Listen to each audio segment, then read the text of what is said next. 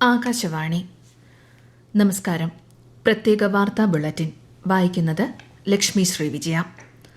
അന്താരാഷ്ട്ര കാർഷിക സാമ്പത്തിക വിദഗ്ധരുടെ 32ാമത് സമ്മേളനം പ്രധാനമന്ത്രി നരേന്ദ്രമോദി നാളെ ന്യൂഡൽഹിയിൽ ഉദ്ഘാടനം ചെയ്യും.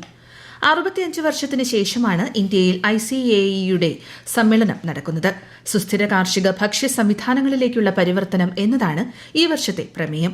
അന്താരാഷ്ട്ര കാർഷിക സാമ്പത്തിക വിദഗ്ധരുടെ കൂട്ടായ്മയാണ് ഈ മാസം 7 വരെ നീളുന്ന സമ്മേളനം സംഘടിപ്പിക്കുന്നത്. 75 രാജ്യങ്ങളിൽ നിന്നുള്ള പ്രതിനിധികൾ സമ്മേളനത്തിൽ പങ്കെടുക്കും. വയനാട് ഉരുൾപൊട്ടൽ ബാധിത മേഖലയിൽ സൈന്യത്തിന്റെ നേതൃത്വത്തിൽ ഊർജിത തെരച്ചിൽ. മുണ്ടക്കയിൽ നടത്തിയ ഹ്യൂമൻ സെൻസർ റഡാർ പരിശോധനയിൽ ശ്വാസത്തിന്റെ സിഗ്നൽ ലഭിച്ചതായ സൂചനയെ തുടർന്ന് പരിശോധന രാത്രിയും പുരോഗമിക്കുകയാണ്. പടവെട്ടിക്കുന്നിൽ നിന്ന് ഇന്ന് 4 പേരെ സൈന്യത്തിന് രക്ഷപ്പെടുത്താനായത് നാടിനും രക്ഷാപ്രവർത്തകർക്കും പ്രത്യാശ നൽകിയിരിക്കുകയാണ്. റഡാർ, തെർമൽ സ്കാനർ ഉപയോഗിച്ചുള്ള പരിശോധനയ്ക്ക് പുറമെ കഡാവർ നായകളെയും തിരച്ചിലിനായി എത്തിച്ചിട്ടുണ്ട്. ഉരുൾപൊട്ടൽ ദുരന്തത്തിൽ മരണസംഖ്യ 300 കടന്നതായി റിപ്പോർട്ടുകൾ. 210 പേർ മരിച്ചതായി സംസ്ഥാന സർക്കാർ ഔദ്യോഗികമായി സ്ഥിരീകരിച്ചു. ഇന്ന് നടന്ന തെരച്ചിലിൽ 14 മൃതദേഹങ്ങൾ കൂടി കണ്ടെത്തിയിരുന്നു. 200-ലധികം പേരെയാണ് ഇനി കണ്ടെത്താനുള്ളത്. 2000-ഓളം പേരെ രക്ഷപ്പെടുത്തി. വയനാട് ജില്ലയിലെ 91 ദുരിതാശ്വാസ ക്യാമ്പുകളിലായി നിലവിൽ 10,000-ഓളം പേരാണ് കഴിയുന്നത്. വയനാട് ദുരന്തത്തിന്റെ സാഹചര്യത്തിൽ പകർച്ചവ്യാധി പ്രതിരോധത്തിന് ജില്ലാതല നിരീക്ഷണ സംഘത്തെ നിയോഗിച്ചതായി ആരോഗ്യമന്ത്രി വീണ ജോർജ്. എലിപ്പനി, വയറിളക്ക രോഗങ്ങൾ, ഡെങ്കിപ്പനി, ഹെപ്പറ്റൈറ്റിസ് എ, ചിക്കൻ പോക്സ് എന്നിവയ്ക്കെതിരെ ജാഗ്രത പാലിക്കണമെന്നും മന്ത്രി പറഞ്ഞു. ചികിത്സ, ക്യാമ്പുകളിലുള്ളവരുടെ ശാരീരിക മാനസികാരോഗ്യം, പകർച്ചവ്യാധി പ്രതിരോധം തുടങ്ങിയവയാണ് ആരോഗ്യവകുപ്പ് പ്രധാനമായും ഏകോപിപ്പിക്കുന്നത്. മൃതദേഹങ്ങൾ തിരിച്ചറിയുന്നതിന് DNA പരിശോധന നടത്തുന്നുണ്ട്. ക്യാമ്പുകളുടെ സുരക്ഷിതത്വം ഉറപ്പാക്കുന്നതിന് പോലീസിന്റെ സേവനം തേടിയിട്ടുണ്ട്. മുലയൂട്ടുന്ന അമ്മമാർക്ക് ക്യാമ്പുകളിൽ സ്വകാര്യത ഉറപ്പാക്കും.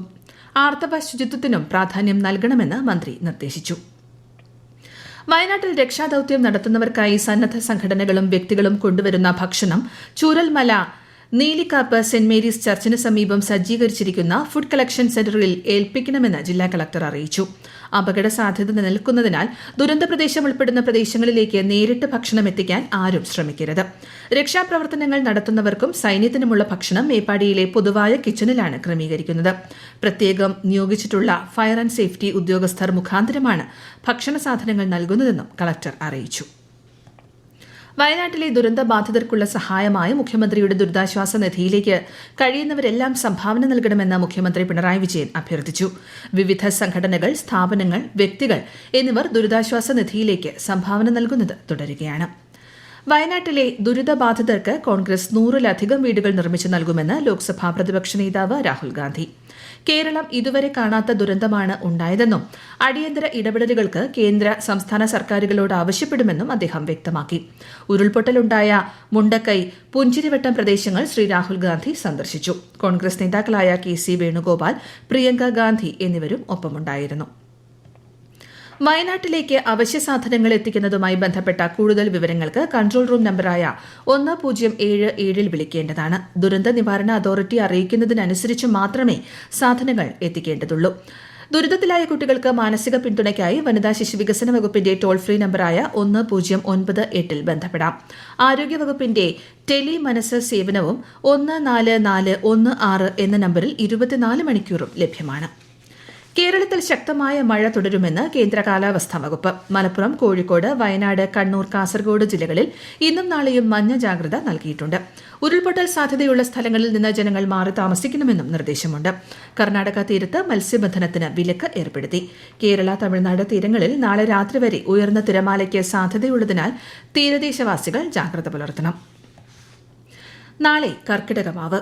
വാവുബലിയുമായി ബന്ധപ്പെട്ട് സംസ്ഥാനത്ത് ഒരുക്കങ്ങൾ പൂർത്തിയായി. മോശം കാലാവസ്ഥയുടെ പശ്ചാത്തലത്തിൽ ബലിതർപ്പണ കേന്ദ്രങ്ങളിലും സ്നാനഘട്ടങ്ങളിലും സുരക്ഷിതമായ ബലിതർപ്പണം നടത്തുന്നതിനുള്ള എല്ലാ സജ്ജീകരണങ്ങളും ഒരുക്കിയിട്ടുണ്ട്. ആലുവ, മണപ്പുറം, തിരുവല്ലം, ശംഖുമുഖം, വർക്കല തുടങ്ങിയ പ്രധാന കേന്ദ്രങ്ങളിൽ ബലിതർപ്പണ ചടങ്ങുകൾക്കുള്ള ക്രമീകരണങ്ങൾ പൂർത്തിയായി. അമാവാസി 2 ദിവസങ്ങളിലായതിനാൽ ചിലയിടങ്ങളിൽ ഞായറാഴ്ചയാണ് വാവുബലി.